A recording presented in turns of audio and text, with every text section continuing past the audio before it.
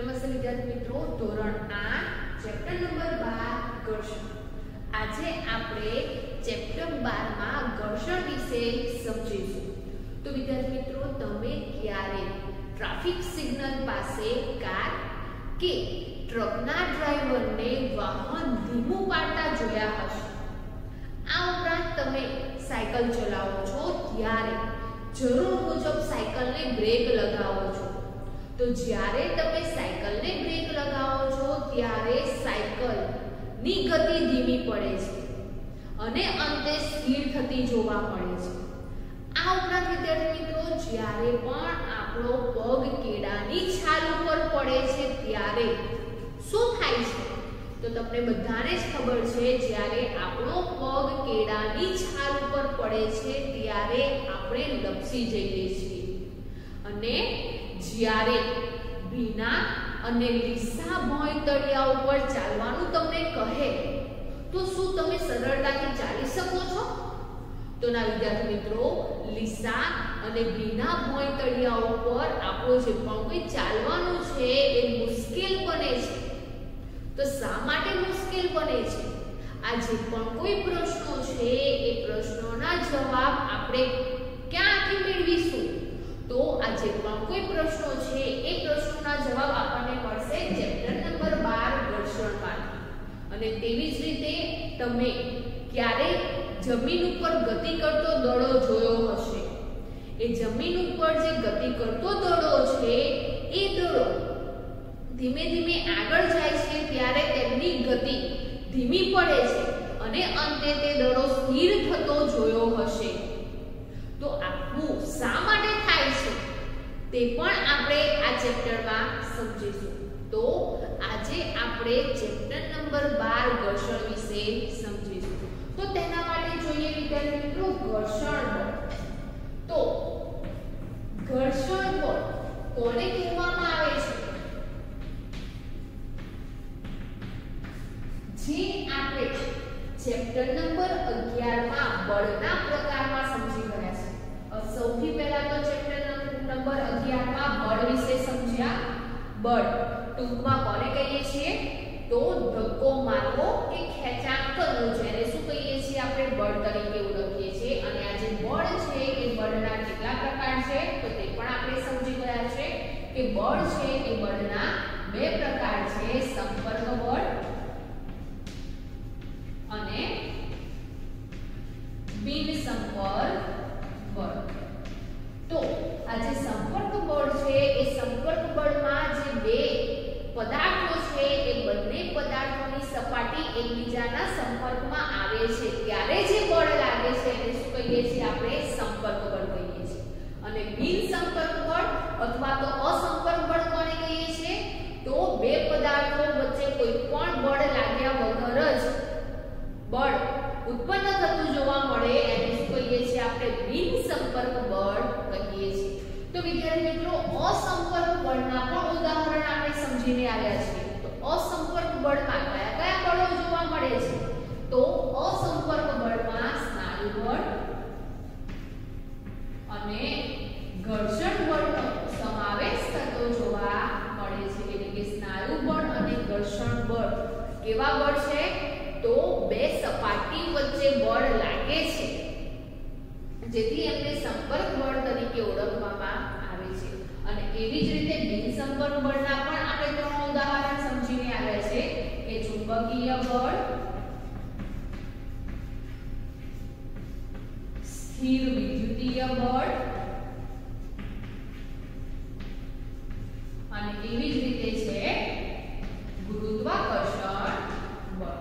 તો વિદ્યાર્થી મિત્રો, આપણે ચેપ્ટર નંબર 11 માં બળ વિશેની બધી માહિતી સમજીને આવ્યા છે. એમાં આ ઘર્ષણ બળ વિશે પણ આપણે સમજીને આવ્યા છે કે ઘર્ષણ બળ કોને કહેવામાં આવે છે અને તેના ઉદાહરણ કયા કયા છે તે આપણે સમજી ગયા છે.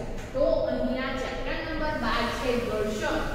તો અહીંયા આપણે કેટલાક પ્રશ્નોના જવાબ આપણે આ ચેપ્ટરમાંથી મેળવવાના છે. તો સૌથી પહેલા તો ઘર્ષણ બળ કોને કહેવામાં આવે છે? તો આપણે ચેપ્ટર નંબર 11 માં સમજ્યા છે તે જ પ્રમાણે કે કોઈ પણ પદાર્થની ગતિને અવરોધતું જે બળ છે એને શું કહેવામાં આવે છે? ઘર્ષણ બળ તરીકે ઓળખવામાં આવે છે. તો ઘર્ષણ બળ એટલે પદાર્થની ગતિને અવરોધતું બળ, જેને કહીશું આપણે ઘર્ષણ બળ. એટલે કે જે પણ કોઈ પદાર્થ ગતિ કરી રહ્યો છે એની ગતિમાં કોઈ પણ ફેરફાર થાય છે, એટલે કે ગતિ ધીમી પડે છે અથવા તો તે સ્થિર થાય છે, એ જે અવરોધતું બળ છે એને શું કહીએ છીએ? આપણે ઘર્ષણ બળ તરીકે ઓળખીએ છીએ. ઉદાહરણ તરીકે વિદ્યાર્થી મિત્રો જો આ આકૃતિ છે એ આપણી પ્રવૃત્તિ 12.1 છે. તો પ્રવૃત્તિ 12.1 માં શું કરવામાં આવે છે?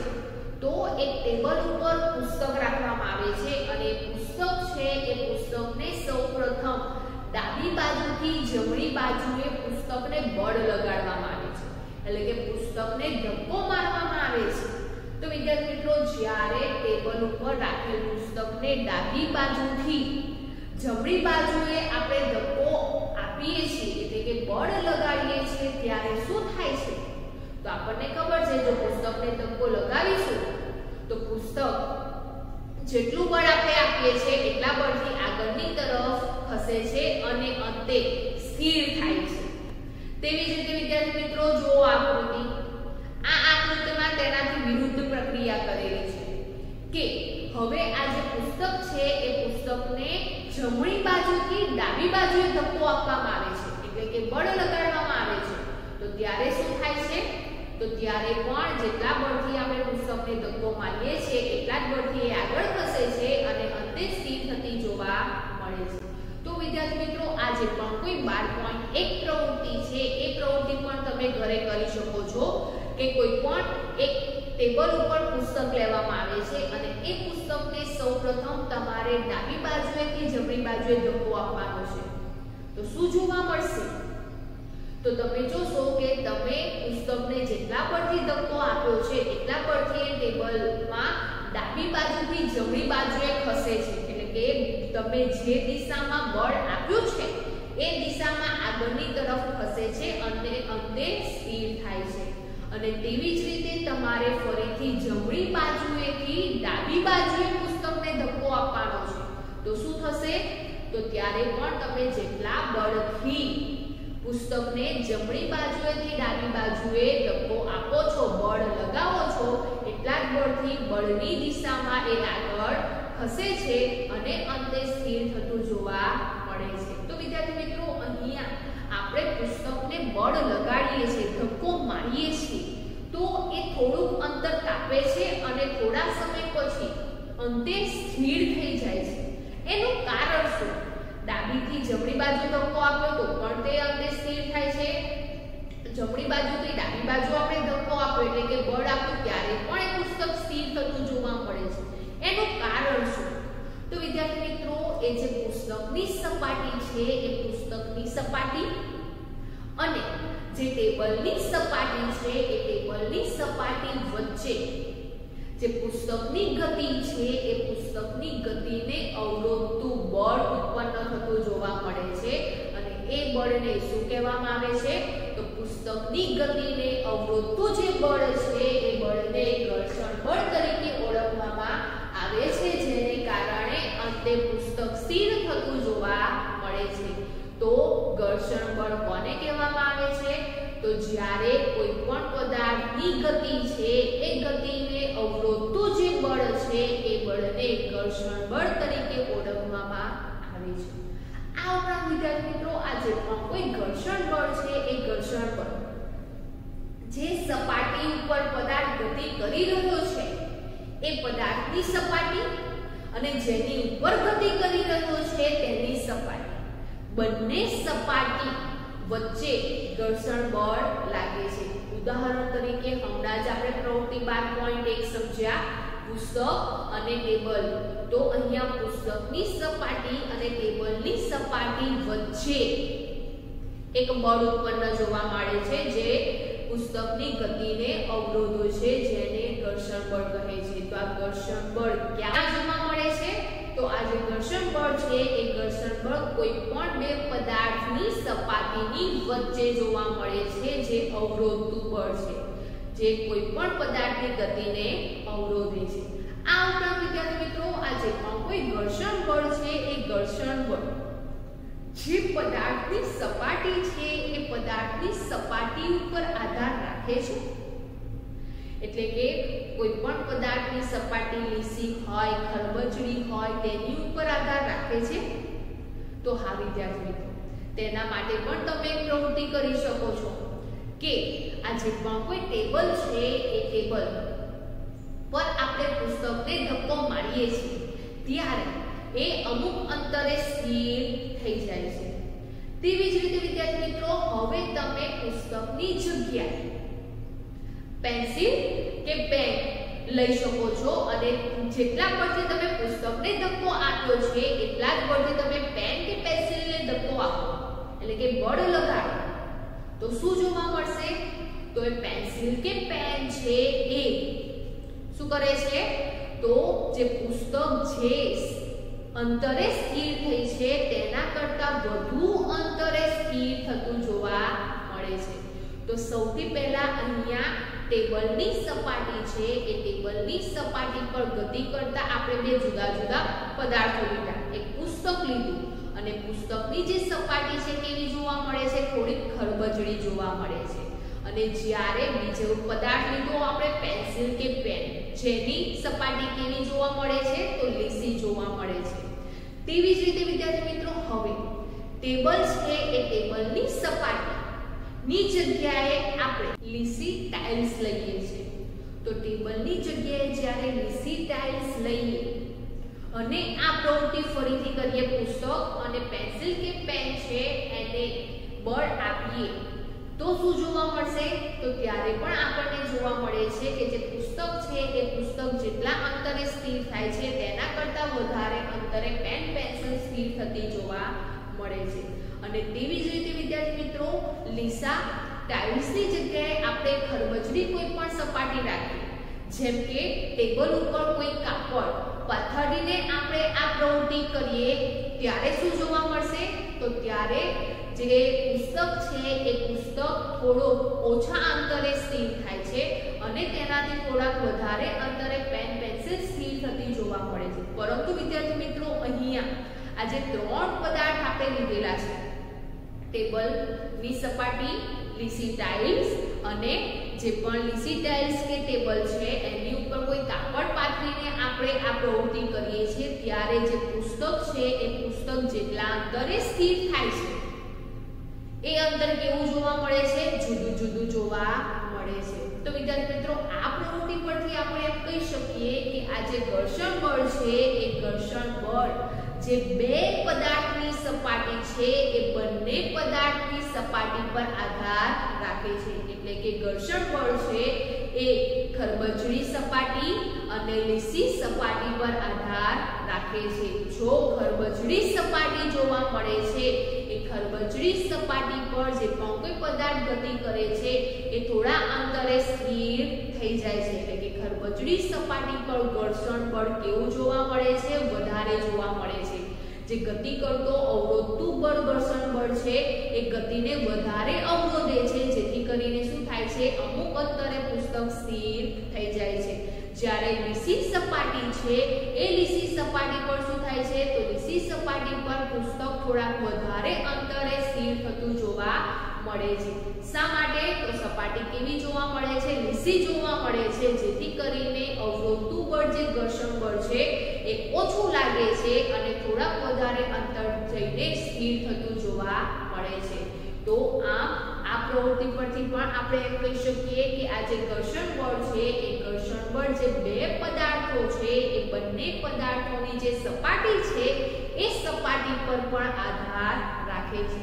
તો વિદ્યાર્થી મિત્રો, અત્યારે આપણે જે સમજ્યા તેને લગતા કેટલાક પ્રશ્નો છે તે સમજીએ. તો વિદ્યાર્થી મિત્રો, તે માટે જોઈએ પહેલો આ પ્રશ્ન, ઘર્ષણ બળ એટલે શું?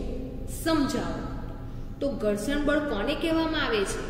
તો આપણે સમજી ગયા તે પ્રમાણે જ્યારે કોઈ પદાર્થ કોઈ સપાટી પર સપાટીના સંપર્કમાં રહીને ગતિ કરતો હોય ત્યારે તે સપાટી દ્વારા પદાર્થની ગતિને અવરોધતા બળને ઘર્ષણ બળ કહે છે. તો વિદ્યાર્થી મિત્રો, ઘર્ષણ બળ એટલે ટૂંકમાં કહી શકાય પદાર્થની ગતિને અવરોધતું બળ. હવે આ ઘર્ષણ બળને આપણે કેવી રીતે સમજાવી શકીએ છીએ? તો ગતિ કરતા દડાનું ઉદાહરણ આપણે આપી શકીએ છીએ. તેવી રીતે કોઈ પણ કાર કે ટ્રક છે એને બ્રેક લગાડતા એ વાહન ધીમું પડે છે તેનું પણ ઉદાહરણ આપી શકીએ છીએ. તેવી જ રીતે તમે સાયકલને બ્રેક લગાવો છો ત્યારે સાયકલ ધીમી પડે છે તેવું ઉદાહરણ પણ તમે લખી શકો છો. આ ઉપરાંત આ જે પણ કોઈ ઘર્ષણ બળ છે એ બધી સપાટીમાં એક સરખું જોવા મળે છે. તો તે પણ આપણે પ્રવૃત્તિ દ્વારા સમજ્યા.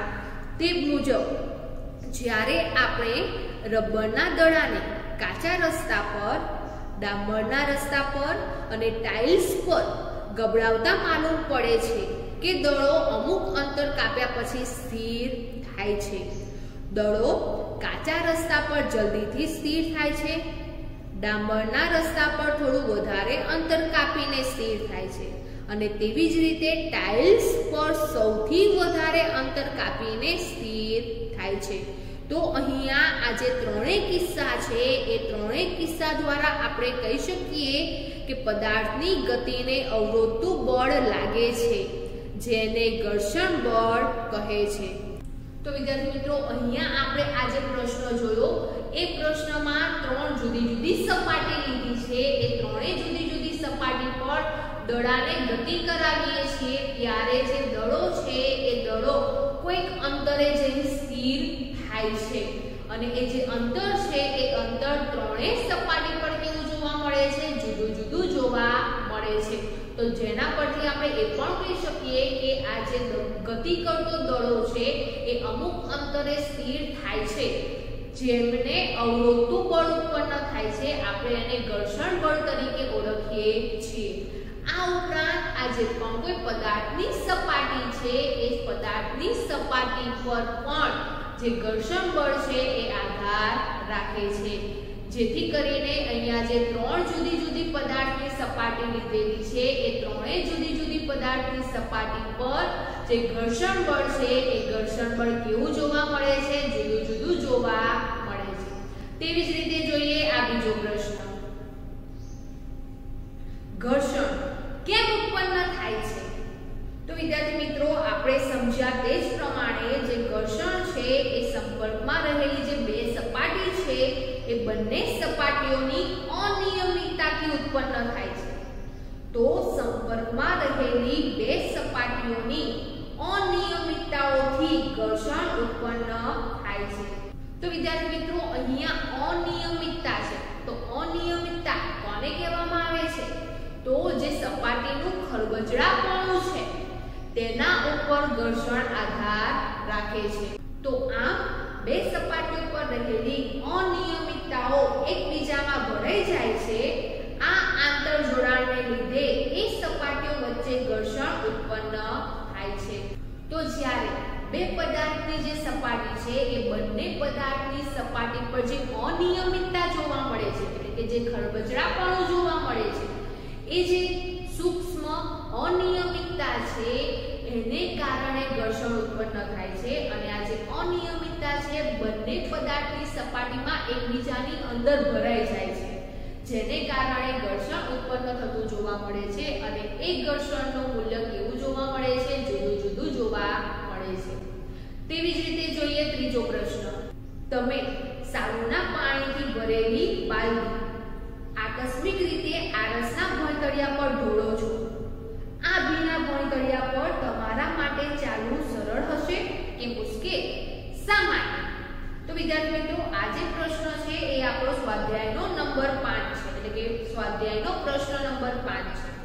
તો અહીંયા આ જે ભીનું ભોંયતળિયું છે એમાં ચાલવું કેવું બને છે? તો આપણે સમજી ગયા તે જ પ્રમાણે કે ભોંયતળિયા પર જે પણ ચાલવું છે એ મુશ્કેલ બને છે. શા માટે મુશ્કેલ બને છે? તો સાબુના પાણીને આરસના ભોંયતળિયા પર ઢોળતા ભોંયતળિયું લીસું બનતું હોવાને લીધે ઘર્ષણ ઘટે છે. તેથી પગ ભોંયતળિયા પર યોગ્ય પકડ મેળવી શકતા નથી. તેથી ભીના ભોંયતળિયા પર ચાલવું મુશ્કેલ બને છે. તેવી જ રીતે આ નવો પ્રશ્ન જોઈએ. લીસી સપાટીમાં રબરના દડાને ગબડાવતા અમુક અંતર કાપીને સ્થિર થઈ જાય છે. શા માટે સ્થિર થઈ જાય છે? તો વિદ્યાર્થી મિત્રો, લીસી સપાટી પર મોટા પ્રમાણમાં સૂક્ષ્મ અનિયમિતતાઓ જોવા મળે છે. એટલે લીસી સપાટી છે એ લીસી સપાટી પર સૂક્ષ્મ અનિયમિતતાઓ હોય છે, જે બે સપાટીઓ પર રહેલી અનિયમિતતાઓ એકબીજામાં ભરાઈ જાય છે. જ્યારે આપણે કોઈ સપાટીને ખસેડવાનો પ્રયત્ન કરીએ છીએ ત્યારે આપણે આ જોડાણ વિરુદ્ધ બળ લગાડવું પડે છે. આમ લીસી લાગતી સપાટી અને દડા વચ્ચે ઘર્ષણ હોવાથી તે થોડું અંતર કાપીને સ્થિર થઈ જાય છે. અને તેવી જ રીતે નવો પ્રશ્ન છે કે કેળાની છાલ પર પગ પડતા લપસી જવાય છે. કેમ? તો કેળાની છાલ પર પગ પડતા આપણો જે પગ છે એ પગ અને જમીન વચ્ચે કેળાની છાલ જે લીસી હોવાથી ઘર્ષણ બળ ઘટી જાય છે અને પગ જમીન વચ્ચેનું ઘર્ષણ બળ ઓછું થવાને કારણે આપણે લપસી જઈએ છીએ. તો આમ વિદ્યાર્થી મિત્રો, આ જે પણ કોઈ ઘર્ષણ બળ છે એ ઘર્ષણ બળ કોને કહીશું? તો ગતિને અવરોધતું જે બળ છે એને ઘર્ષણ બળ તરીકે ઓળખવામાં આવે છે. અને ઘર્ષણ ક્યારે ઉત્પન્ન થાય છે, કેવી રીતે ઉત્પન્ન થાય છે? તો કોઈ પણ બે પદાર્થની સપાટી છે એની ઉપર રહેલી જે અનિયમિતતા છે તેને કારણે ઘર્ષણ ઉત્પન્ન થાય છે. એટલે કે જે બે સપાટી છે એ બંને સપાટીની જે અનિયમિતતા છે, એટલે કે જે ખરબચડાપણું છે, એમાં એવો બંને પદાર્થની સપાટી એકબીજા સાથે ભરાઈ જાય છે અને ભરાઈ જઈને બંને વચ્ચે અવરોધતું બળ ઉત્પન્ન થાય છે, જેને ઘર્ષણ બળ તરીકે ઓળખવામાં આવે છે. હવે વિદ્યાર્થી મિત્રો, આપણે ઘર્ષણ બળ વિશે તો સમજ્યા કે કોઈ પણ પદાર્થની ગતિને અવરોધતું જે બળ છે એને ઘર્ષણ બળ કહીએ છીએ. અને એ આપણે એક ઉદાહરણ દ્વારા સમજ્યા કે આ જે ટેબલની સપાટી છે એ ટેબલની સપાટી પર રાખેલ આ જે પુસ્તક છે એ પુસ્તકને જો ડાબી બાજુએથી જમણી બાજુએ આપણે ધક્કો આપીએ છીએ ત્યારે, બળ આપીએ છીએ ત્યારે શું થાય છે? એ જે પુસ્તક છે એ પુસ્તક થોડુંક અંતર કાપીને શું થાય છે? સ્થિર થઈ જાય છે. શાને કારણે? તો ટેબલની સપાટી અને પુસ્તકની સપાટી વચ્ચે ઘર્ષણ બળ ઉત્પન્ન થાય છે. પરંતુ વિદ્યાર્થી મિત્રો, આપણે બળ જો ડાબી બાજુએથી જમણી બાજુએ આપીએ છીએ તે દરમિયાન ઘર્ષણ બળની દિશા કઈ હશે? આપણા બળની દિશા તો ડાબી બાજુએથી જમણી બાજુએ છે, પણ ઘર્ષણ બળની દિશા કઈ હશે? તો જે ઘર્ષણ બળ છે એ ઘર્ષણ બળ પુસ્તકની સપાટી પર જમણી બાજુથી ડાબી બાજુએ લાગે છે. તો આ જે પણ કોઈ ઘર્ષણ બળ છે એ ઘર્ષણ બળ બળની વિરુદ્ધ દિશામાં લાગે છે, જેને કારણે કોઈ પણ પદાર્થ છે એ પદાર્થ અમુક અંતરે સ્થિર થતો જોવા મળે છે. તો આમ આપણે જે દિશામાં બળ આપીએ છીએ એ દિશાની વિરુદ્ધ દિશામાં ઘર્ષણ બળ હોય છે. એટલે કે જો ડાબી બાજુએ બળ આપીએ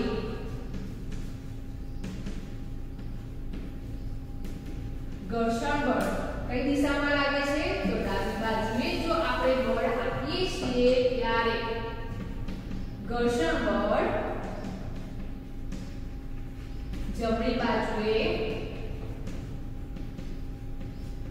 લાગે છે. અને તેવી જ રીતે જો આપણે જમણી બાજુએ બળ આપીએ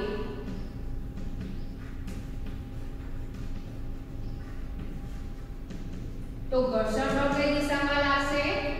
તો જમણી બાજુએ બળ આપીએ છીએ ત્યારે ડાબી બાજુએ ઘર્ષણ બળ લાગે છે. તેવી જ રીતે વિદ્યાર્થીઓ, આપણે ઉપરની તરફ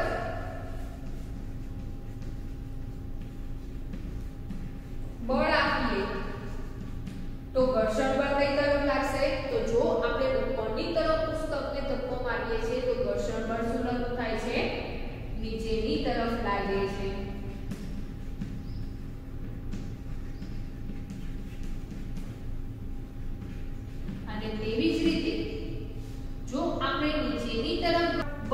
આપીએ છીએ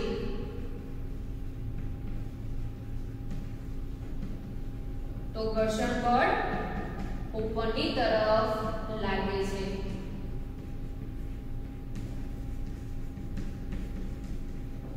તો આમ પદાર્થને આપણે જે દિશામાં બળ આપીએ છીએ તેની વિરુદ્ધ દિશામાં ઘર્ષણ બળ લાગે છે, એટલે કે પદાર્થ જે દિશામાં ગતિ કરી રહ્યો છે તેની વિરુદ્ધ દિશામાં ઘર્ષણ બળ લાગે છે। આ ઉપરાંત વિદ્યાર્થી મિત્રો આપણે તે પણ સમજ્યા કે આ જે પણ કોઈ ઘર્ષણ બળ છે એ ઘર્ષણ બળ બે પદાર્થની જે સપાટી છે એ સપાટીના જે અનિયમિતતા છે એટલે કે જે ખરબચડાપણું છે કે દિશાપણું છે તેની ઉપર આધાર રાખે છે। તે આપણે પ્રવૃત્તિ દ્વારા સમજ્યા। તેવી જ રીતે અહીંયા બીજી પ્રવૃત્તિ છે જે આપણી પ્રવૃત્તિ 12.2 છે, જેમાં અહીંયા એક ટેબલ પર સૌથી પહેલા એક લાકડાને ક્રોસમાં મૂકવામાં આવે છે અને પેન્સિલનો જે સેલ છે એ પેન્સિલના સેલને એ લાકડા પરથી છોડી દેવામાં આવે છે તો એ પેન્સિલનો સેલ છે એ અમુક અંતરે જઈને સ્થિર થાય છે। તેવી જ રીતે વિદ્યાર્થી મિત્રો બીજી પ્રવૃત્તિ અહીંયા આકૃતિમાં દર્શાવ્યા પ્રમાણે કરવામાં આવે છે। હવે આ જે ટેબલ છે એ ટેબલની સપાટી પર કોઈ પણ ખરબચડી વસ્તુ મૂકવામાં આવે છે, કોઈ કાપડ મૂકવામાં આવે છે કે કોઈ પણ ખરબચડી પદાર્થ ટેબલની સપાટી પર રાખવામાં આવે છે અને એ જ પ્રવૃત્તિ આપણે ફરીથી કરીએ તો જે સેલ છે એ સેલ થોડા નજીકના અંતરે સ્થિર થતો જોવા મળે છે। તો આ વિદ્યાર્થી મિત્રો આ પ્રવૃત્તિ પરથી પણ કહી શકીએ છીએ કે જે પણ કોઈ બે પદાર્થ છે એ બંને પદાર્થની સપાટી ઉપર ઘર્ષણ બળ આધાર રાખે છે। તો ઘર્ષણ બળ કોની ઉપર આધાર રાખે છે? તો જે ઘર્ષણ બળ છે એ ઘર્ષણ બળ ખરબચડાપણું અને દિશાપણા પર આધાર રાખે છે। તો આ વિદ્યાર્થી મિત્રો આ જે પણ કોઈ ઘર્ષણ બળ છે એ ઘર્ષણ બળ કોની પર આધાર રાખે છે? તો ઘર્ષણ બળ છે એ ઘર્ષણ બળ પદાર્થની સપાટીઓ પર આધાર રાખે છે, એટલે કે ખરબચડાપણું અને લીસાપણા પર આધાર રાખે છે। જો પદાર્થની સપાટી ખરબચડી જોવા મળે છે તો ઘર્ષણ બળ કેવું જોવા મળે છે? તો ખરબચડી સપાટી ઉપર ઘર્ષણ બળ વધારે જોવા મળે છે અને વધુ હોવાને કારણે શું થાય છે? નજીકના અંતરે જે તે પદાર્થ છે એ પદાર્થ સ્થિર થાય છે અને તેવી જ રીતે જો દિશાપણું છે એ દિશાપણામાં ઘર્ષણ બળ કેવું જોવા મળે છે? તો દિશાપણામાં જે ઘર્ષણ બળ છે એ ઓછું જોવા મળે છે, જેથી કરીને જે પણ ગતિ કરતો પદાર્થ છે એ ગતિ કરતો પદાર્થ દૂરના અંતરે સ્થિર થાય છે। તો ખરબચડાપણામાં ઘર્ષણ બળ વધારે જોવા મળે છે, જ્યારે દિશાપણામાં ઘર્ષણ બળ કેવું જોવા મળે છે?